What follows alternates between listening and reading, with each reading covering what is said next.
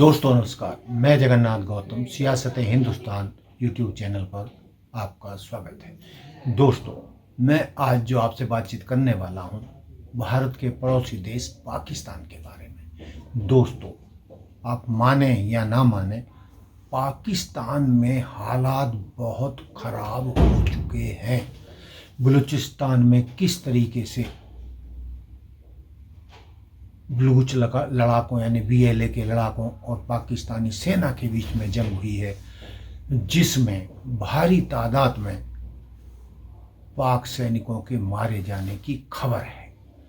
दोस्तों, जो हालात पाकिस्तान में नज़र आ रहे हैं, उससे जानकारों का कहना है कि हालात ये हो चुके हैं। पाकिस्तान की आवाम जनरलों से पूछ रही है, प्रधानमंत्री शरीफ से पूछ रही है कि हमें परमाणु बम नहीं, आटा चाहिए। हमारे लिए जीने के लिए आटा बहुत ज़रूरी है। आटा, दाल, चीनी, सब्जी, भाजी ये हमें चाहिए। परमाणु बम से हमारा पेट नहीं भरता। दोस्तों, हालात इतने ख़राब हैं कि जानकार मान रहे हैं कि 2026 में पाकिस्तान टूट सकता है। वहाँ पर आटे के लिए जंग मची है। जैसे ही आटे का ट्रक आता है, लोग टूट पड़ते हैं। बलूचिस्तान का तो हमने आपको बताया ही कि वहाँ पर तो BLA पाक सेना की नाक में दम किए हुए है। और ये हालात क्यों हुए? दोस्तों, जो अब हालात हो चुके हैं उसके बारे में मैं आपको बताना चाहता हूं कि पाकिस्तान की हालत भारत से युद्ध करने की नहीं है। और यदि भारत अभी पिछले दिनों जो भारत पाकिस्तान के बीच में 4 दिन की जंग चली, यदि प्रधानमंत्री नरेंद्र मोदी 1 सप्ताह जंग को चलने देते तो पाकिस्तान घुटने पर आ जाता और हो सकता है कि पूरे पाकिस्तान में विद्रोह शुरू हो जाता। बलूचिस्तान और जो फ्रंटियर का इलाका है, वहाँ पर जो जंग मची है, POK के लोग बिजली, पानी, आटे के रेट से बहुत परेशान हैं। अब वहाँ लोगों के पेट भरने के लिए खाद्य सामग्री नहीं है। दोस्तों, वहाँ के मजदूर को दिन भर दिहाड़ी करने के बाद 500 से 800 रुपये बमुश्किल मिलते हैं, और वो भी रोज़ाना दिहाड़ी नहीं मिलती, मजदूरी नहीं मिलती, मिली ना मिली। यदि हम भारत के साथ तुलना करें दोस्तों, तो वहाँ की जनता बहुत ही संकट में है। पाकिस्तान का अंत करीब है। परमाणु बम या खाली पेट। अब पाकिस्तान की परमाणु बम वाली धमकियों में वो दम नहीं है, किसी भी कीमत पे नहीं है। कंगाल पाकिस्तान, माला माल जनरल, आवाम ने कर दिया है विद्रोह। दोस्तों, मैं आपको यदि वहाँ की स्थिति बताऊं तो आम जनता किस चीज़ से जिंदा रहती है।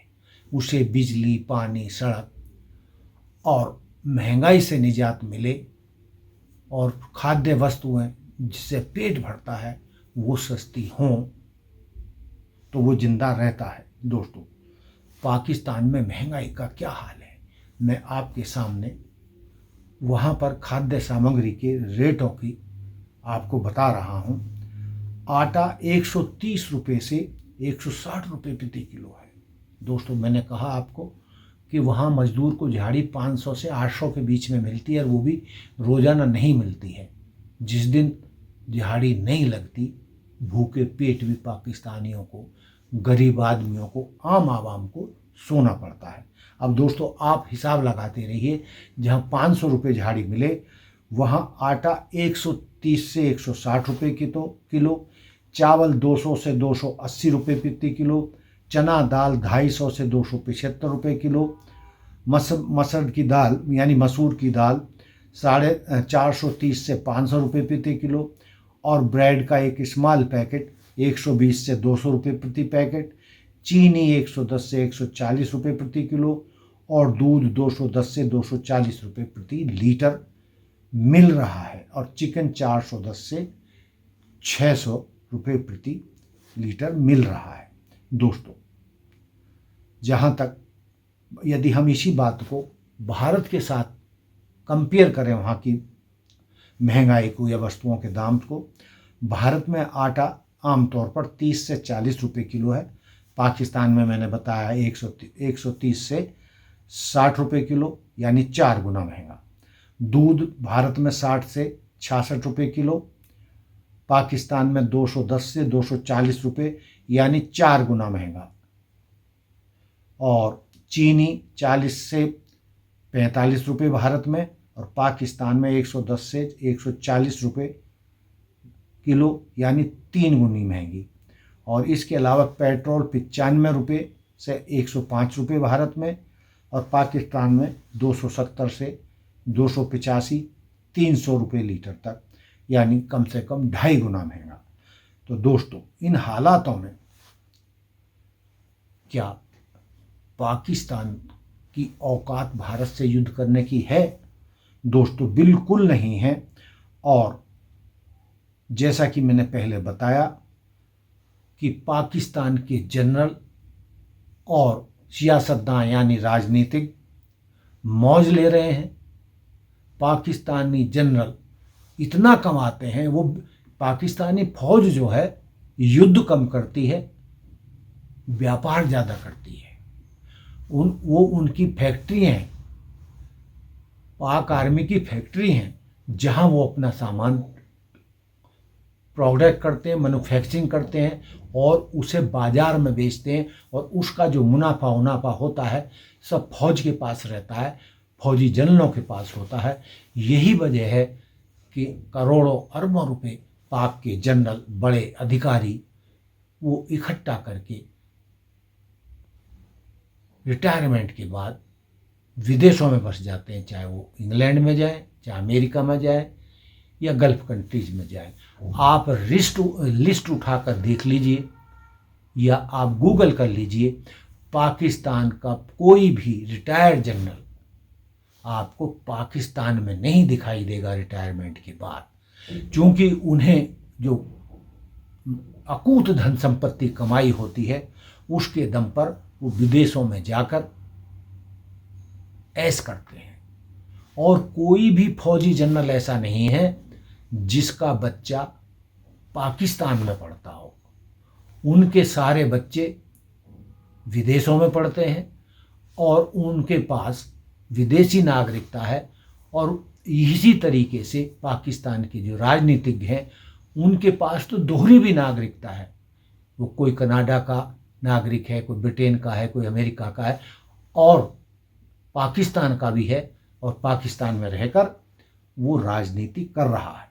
दोस्तों, जैसा कि हमारे भारत के नेता कहते रहे हैं कि आज नहीं तो कल पीओके हमारा होगा, और रक्षा मंत्री जी तो ये कह चुके हैं कि पीओके लेने के लिए हमें कोई युद्ध करने की जरूरत नहीं पड़ेगी।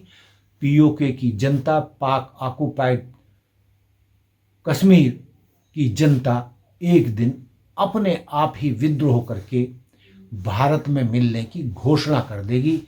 इतने हालात खराब हैं। हमारे विपक्ष के कुछ मित्र यह भी कह रहे हैं कि ऑपरेशन सिंदूर के दौरान हमें पाक ऑक्युपाइड कश्मीर यानी पीओके पर कब्जा कर लेना चाहिए था, पहले क्यों नहीं किया? जब मैं विपक्ष के अपने साथियों से यह बातें सुनता हूं, सभापति महोदय, मुझे आश्चर्य होता है कि ये लोग मन से यह बातें कर रहे हैं या केवल सिर्फ दिखावा मात्र है। खैर जो भी हो, खैर सभापति महोदय, जो भी हो, हमेशा से ही भारतीय जनता पार्टी का और खुद मेरा भी ये स्टैंड रहा है कि वह दिन जरूर आएगा जब पाक ऑक्युपाइड कश्मीर के लोग, जब पाक ऑक्युपाइड कश्मीर के लोगों को भारत की शासन व्यवस्था का अंग बनने का सौभाग्य प्राप्त होगा।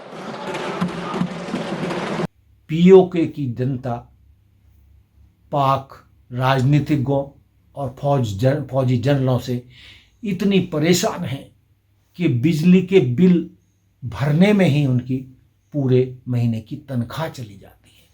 60 से 70 रुपए प्रति यूनिट पाकिस्तान में बिजली के रेट हैं दोस्तों। अब आप सोचिए कि बहुत सारे वहाँ के आवाम ये सरेआम बताते हैं कि बिजली भरने में ही उनकी तनख्वाह निकल जाती है या बड़ा हिस्सा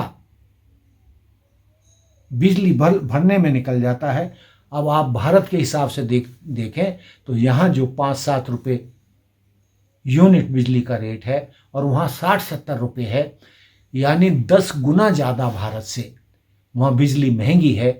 तो इन हालात में वहाँ की जनता अपने जनरलों से पूछ रही है कि परमाणु बम की धमकी देना बंद करो। परमाणु बम से पाकिस्तान की जनता का पेट नहीं भरेगा, नहीं भरेगा, नहीं भरेगा। और पाकिस्तान के हालात सुधारो, महंगाई कम करो, खाद्य वस्तुओं के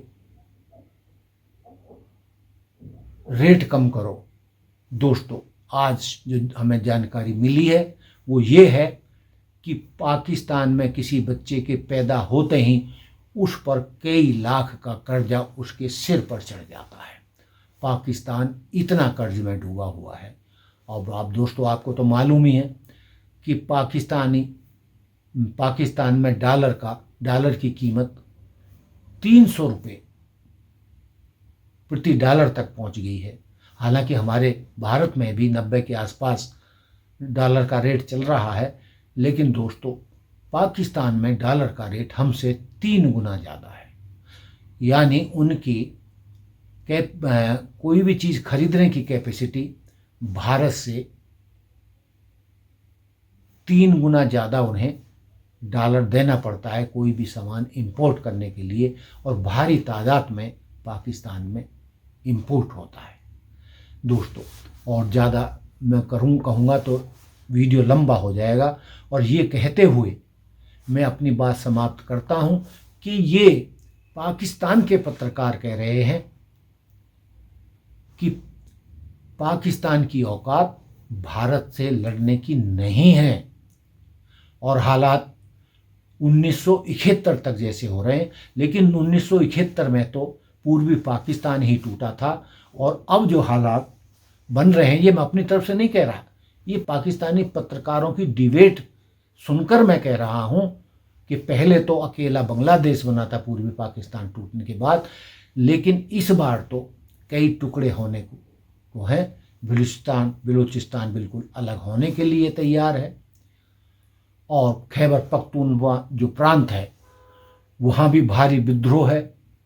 वहाँ भी आतंकवादियों ने पाकिस्तानी फौज के नाक में दम किया हुआ है, और अलग होने की सुगबुगाहट तो कई क्षेत्रों में है, जिसमें सिंध भी, जीए सिंध का भी वहाँ आंदोलन चल रहा है, और वो भी पाकिस्तान से अलग होना चाहते हैं।